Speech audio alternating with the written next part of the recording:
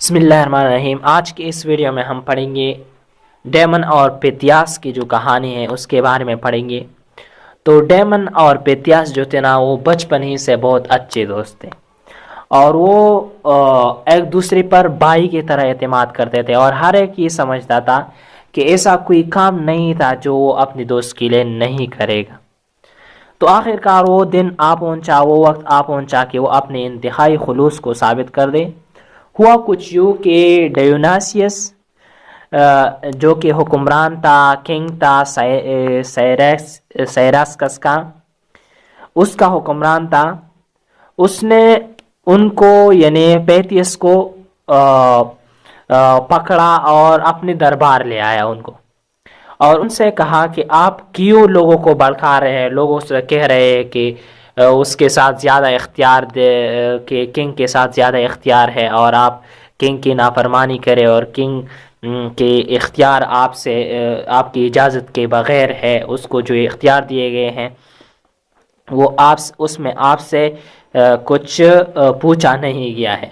تو وہ جو پیتیس سے اس نے کہا کہ ہاں میں نے ایسا کیا ہے۔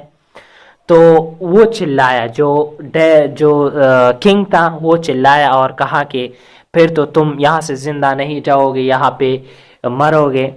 تو اور ان سے کہتا ہے کہ آپ اپنی آخری خواہش بتائیں کہ آپ کا آخری خواہش کیا ہے، تاکہ ہم آپ کی آخری خواہش کو پورا کریں، اور آپ یہاں سے زندہ نہیں جا سکتے۔ پیتیس سے اس طرح کہا کنگ نے۔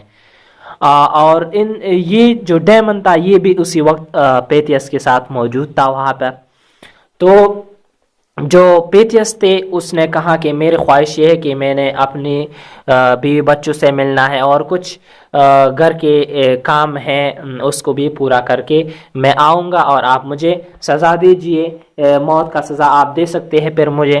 تو کنگ پہ اس کی اس بات سے ہنسا اور کہا کہ آپ اس لیے کہتے ہیں تاکہ آپ گھر کو جائے اور پھر واپس نہ آئے۔ تو پیتیس نے کہا کہ نہیں، میں ضمانت دیتا ہوں کہ نہیں، میں جاؤں گا اور کام نمٹا کے پھر واپس آؤں گا، آپ مجھے سزا دے سکتے ہیں۔ لیکن کنگ نے اس کو اجازت نہ دی۔ اس دوران جو کہ ڈیمن اس کے ساتھ موجود تھا وہاں پر، وہ آگے بڑھا اور اس سے کہا کہ میں اس کی جگہ یہاں پر رہوں گا، اس کے آنے تک میں یہاں پر رہوں گا۔ تو کنگ نے اس بات کو مانا، یعنی جو بادشاہ تھا اس نے کہا کہ ٹھیک ہے آپ پھر جائیے۔ پیتیس کو اجازت دی کہ وہ چلا گیا، کہ وہ چلے اور اپنے گھر کے جو کام ہے وہ اس کو نمٹا کے واپس آئے۔ تو ڈیمن اس کی جگہ پر قید کر دیا گیا اور اس کے آنے تک ان کو وہاں پر رکھا گیا۔ تو کچھ دن گئے، کچھ دن گزرے، وہ جو پیتیس تھے وہ واپس نہیں آیا۔ تو جو کنگ تھا وہ ڈیمن کے پاس آیا اور ان سے کہا کہ آپ تو کہتے تھے کہ وہ بہت اچھا آدمی ہے اور بہت پر اعتماد آدمی ہے، تو وہ اب کہاں ہے؟ پیتیس تو اب نہیں آیا، اب تمہیں پھانسی لگے گی، اب تمہیں پھانسی کر دیا جائے گا۔ تو اس نے کہا، ڈیمن نے کہا کہ مجھے پیتیس پر پورا اعتماد ہے، وہ واپس آئے گا، اور کیونکہ ہم بچپن سے دوست ہیں اور ہمیں ایک دوسرے پر بھائی کی طرح اعتماد ہے۔